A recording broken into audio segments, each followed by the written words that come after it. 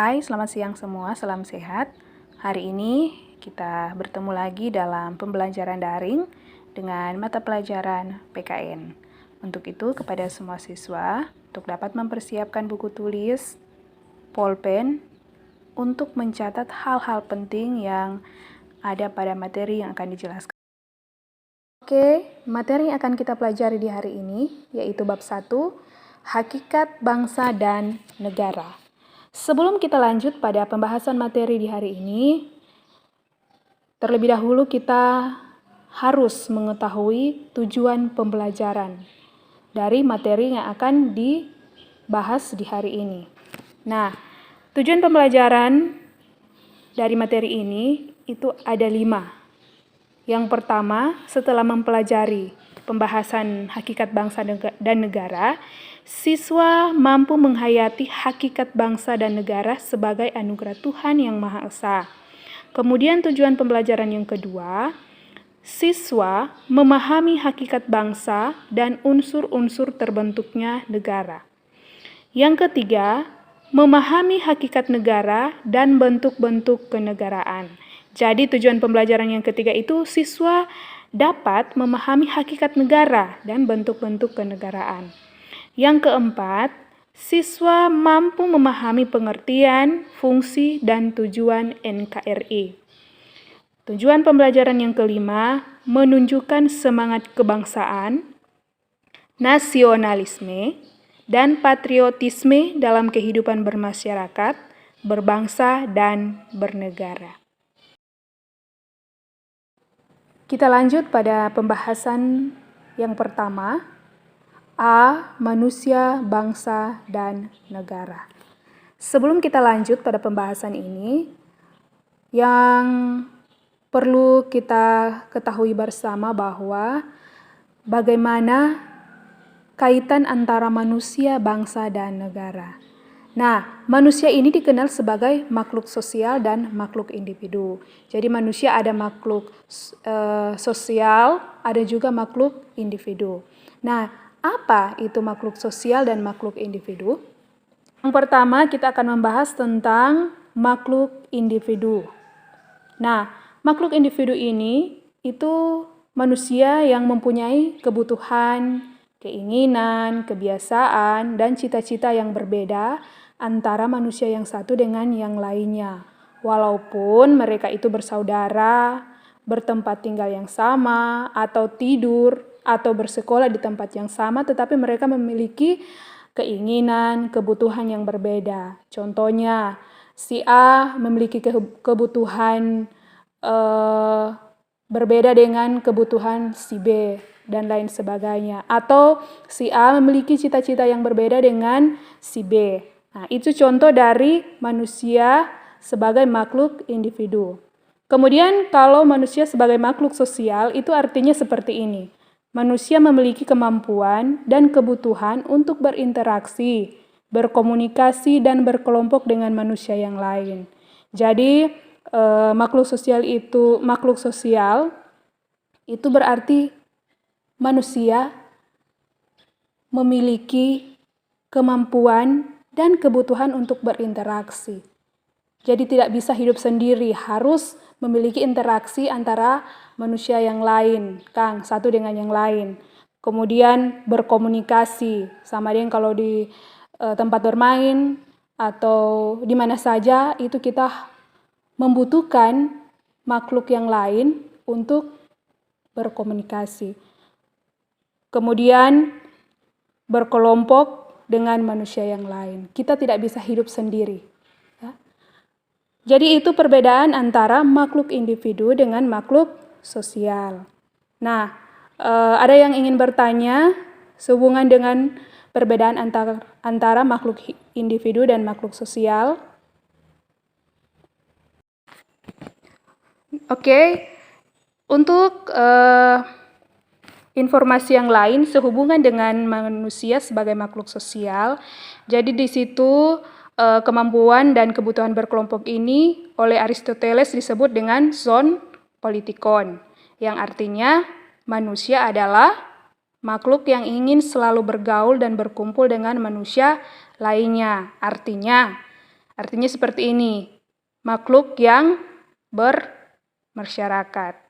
Jadi menurut Aristoteles yang disebut sebagai makhluk sosial itu atau biasa dikenal dengan istilah zoon politikon itu berarti makhluk yang ingin selalu bergaul dan berkumpul dengan manusia lainnya. Nah, tadi kita membahas tentang manusia. Nah, sekarang kita akan membahas tentang bangsa. Nah, apa pengertian dari bangsa itu? Nah, jadi bangsa merupakan sekelompok manusia yang dilahirkan di tempat yang sama dan berasal dari nenek moyang yang sama. Nah, biasa juga diartikan sebagai ras, suku, dan kelas. Sedangkan negara dalam pemikiran Aristoteles itu merupakan suatu persekutuan hidup politik yang berbentuk polis. Jadi ini negara juga dapat disebut sebagai bentuk persekutuan hidup yang paling tinggi, paling ideal, memiliki tujuan yang paling tinggi, paling mulia, dan paling luhur bila dibandingkan dengan tujuan yang dimiliki oleh persekutuan hidup lainnya. Nah, jadi penjelasan tadi tentang bangsa dan negara akan torang bahas pada materi selanjutnya. Setelah kita mempelajari kaitan dari manusia, bangsa, dan negara, kita akan masuk pada materi yang berikut yaitu B. Hakikat bangsa. Nah, jadi siswa sekalian, pada hakikatnya itu bangsa terdiri atas manusia-manusia. Sifat berkelompok pada manusia didasari oleh kemampuan untuk mengungkapkan rasa, berkomunikasi, dan saling bekerja sama.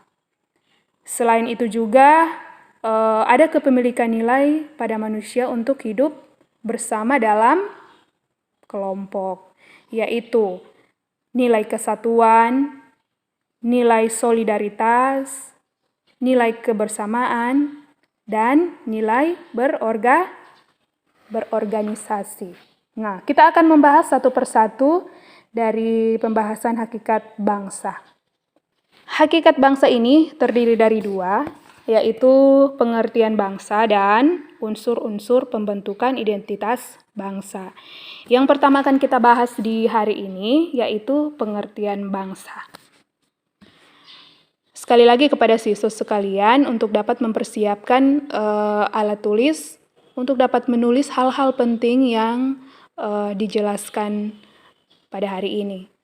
Oke, kita akan membahas yang pertama yaitu pengertian bangsa. Bangsa atau nation atau neti pada dasarnya itu adalah keseluruhan penduduk dalam suatu negara. Jadi bangsa itu merupakan keseluruhan penduduk. Jadi penduduk yang ada di suatu negara itu disebut dengan bangsa. Nah, lebih tegas lagi itu bangsa adalah keseluruhan warga pendukung dari suatu negara. Nah, yang tadi nation dalam bahasa Latin itu natio dan DP kata kerja itu naskor yang berarti I was born. Kang, semua sudah tahu toh apa itu I was born? Bahasa Talaut kalau nggak salah. Jadi kata dan istilah bangsa dan negara itu sering torang pakai secara bertukaran. Ada kalanya torang salah pakai. Oh ngana dari mana? Oh dari bangsa. Ada juga yang berkata ngana dari mana? Oh kita dari negara ini. Nah, jadi di sini ada banyak bahkan kita juga lain kali salah mengartikan apa itu bangsa dan negara. Nah untuk itu kepada kita semua, kepada siswa sekalian dapat memahami lagi apa perbedaan antara bangsa dan negara yang telah dijelaskan tadi. Supaya ndak bingung atau nyandak tabaku tukar kalau nantinya mungkin ada pertanyaan yang akan disodorkan mengenai negara dan bangsa. Apa perbedaan antara negara dan bangsa. Ibaratnya negara dan bangsa itu adalah dua sisi dari satu mata uang. Nah, siswa sekalian, pengertian bangsa dalam dunia yang dewasa ini sudah mengalami perkembangan. Jadi sudah ada perkembangan. Semakin dewasa negara kita, itu pengertian bangsa juga mulai ada DP perkembangan. Jadi pada awalnya bangsa berarti sekelompok orang yang dilahirkan pada tempat yang sama, yang seperti tadi sudah dijelaskan. Ada juga yang mengartikan bahwa bangsa sebagai ras, suku, atau kelas. Nah, ada juga yang menjelaskan bahwa bangsa itu sebagai kelompok orang dari suatu nenek moyang. Nah, DP contoh begini, bangsa Arab, bangsa Romawi, atau orang yang berbahasa sama. Jadi ada kalanya orang juga mengartikan bangsa itu sebagai sekelompok orang dari suatu nenek moyang. Jadi kalau di sini DP contoh bangsa Arab, bangsa Romawi, atau bangsa lain, dorang anggap itu satu bangsa yang sama karena dilihat dari bahasa yang sama, tetapi tidak seperti itu. Nah, untuk mengetahui lebih lanjut tentang perbedaan antara bangsa dan negara, siswa sekalian bisa lihat di search di Google atau di Wikipedia dan lain sebagainya untuk menambah wawasan tentang perbedaan antara bangsa dan negara, untuk menambah pengetahuan. Nah, kita akan membahas pembahasan yang kedua, yaitu unsur-unsur pembentukan identitas bangsa.